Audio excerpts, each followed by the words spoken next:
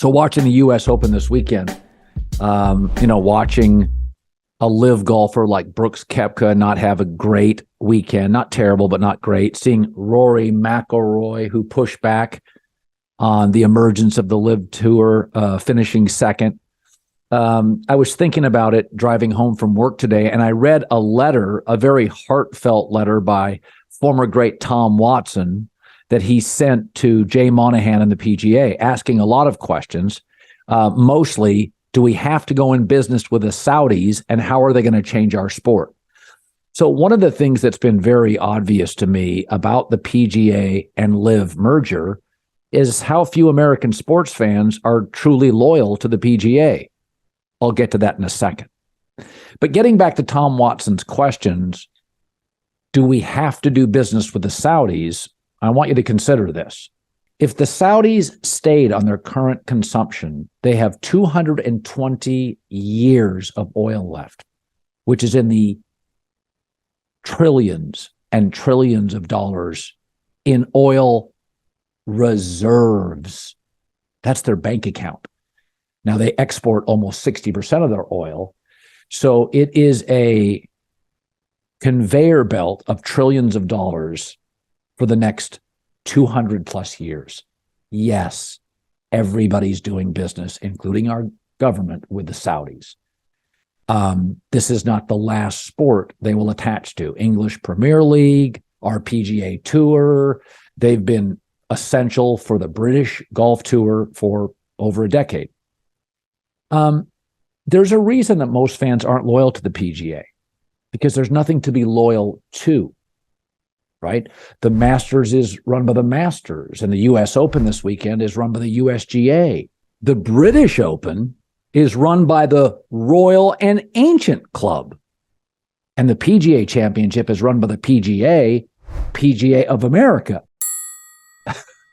What are you loyal to? The series of charities. Think about it this way. If you're a Big Ten football fan, but the Big Ten sold off its parts, and there was 4 different corporations that ran the Big Ten. First, there was the Big Game Corporation.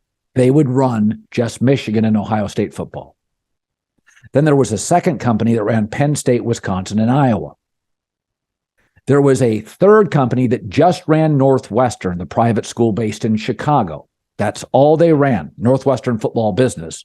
And then a fourth corporation that ran the rest of the Big Ten. You wouldn't be as loyal to the Big Ten. You'd be loyal to the company and the guidelines and the rules of the corporation that protected and covered your team, right? You would care less if you were a Buckeye fan about other schools. They were represented by other businesses that had other rules and guidelines.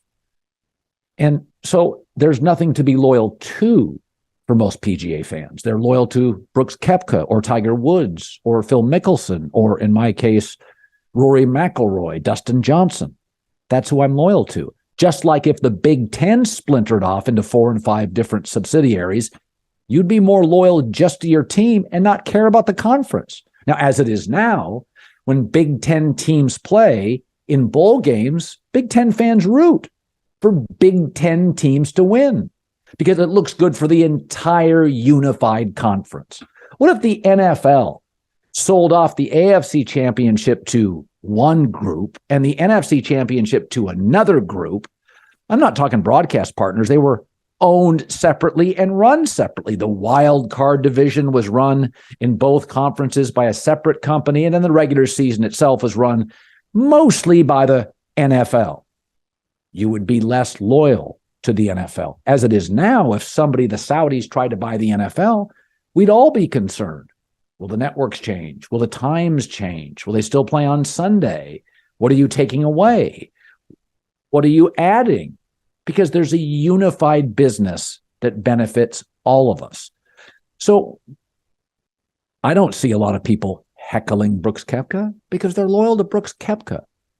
Golf has done a very poor job over the years of having a unified business that means something. It's simply a charity that benefited the PGA, not even its members Phil Mickelson for years complained about the treatment.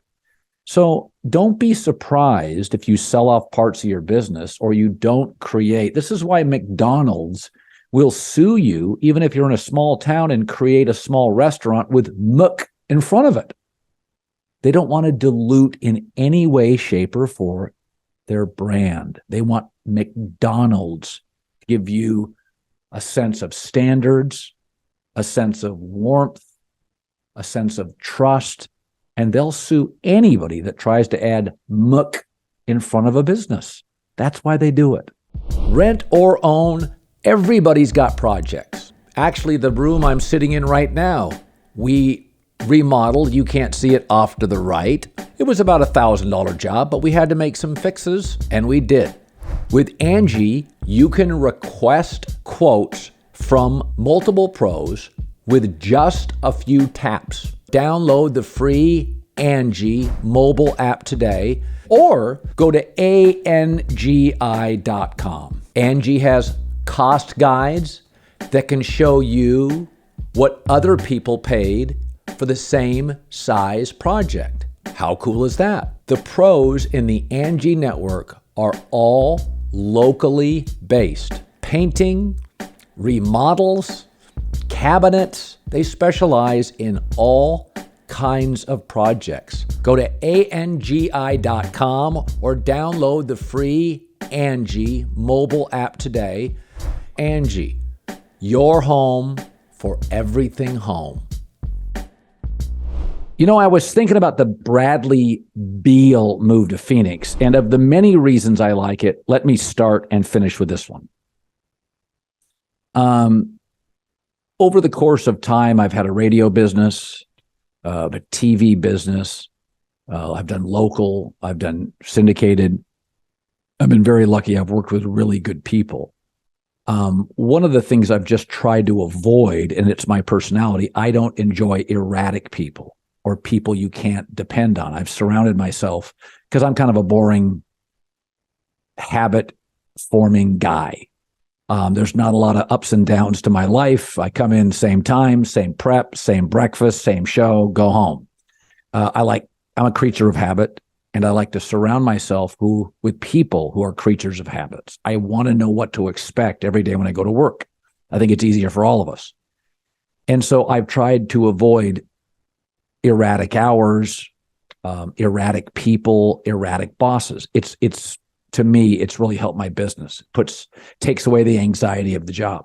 The rare times I've had erratic people or businesses supporting me, it's affected, I think, my product. And so one of the mistakes I thought Kevin Durant made by losing Steph Curry, leaving and going to Kyrie Irving, he went from dependability to erratic. And then they added James Harden in Brooklyn and Ben Simmons. And he really surrounded himself with arguably the three most erratic players in the league. And I think that weighs on Kevin Durant. And he never understood how much that eats away at you day after day, answering questions for other players, not being able to depend on Kyrie Irving showing up because of the vaccine. It was the weight of the world on Kevin Durant's shoulders. Now, look who he plays with. Devin Booker and Bradley Beal are the most boring, predictable stars in the league. Not huge shoe brands, not big IG influencers. They play when they're healthy. They play at a high level. You know exactly what you're getting with Devin Booker and Bradley Beal every night. Just think of that for Kevin Durant. He played with the three most erratic personalities in the league: Harden, Kyrie Irving, Ben Simmons, to arguably the two most predictable and boring stars in the league. The weight of the world is taken off his shoulders. How many of you are in a relationship and you're with an erratic person? It's toxic. It affects your sleep. It affects your diet. It affects your mood. I mean, ask yourself, is there any place in your life? I really try to avoid this. I don't deal with it well.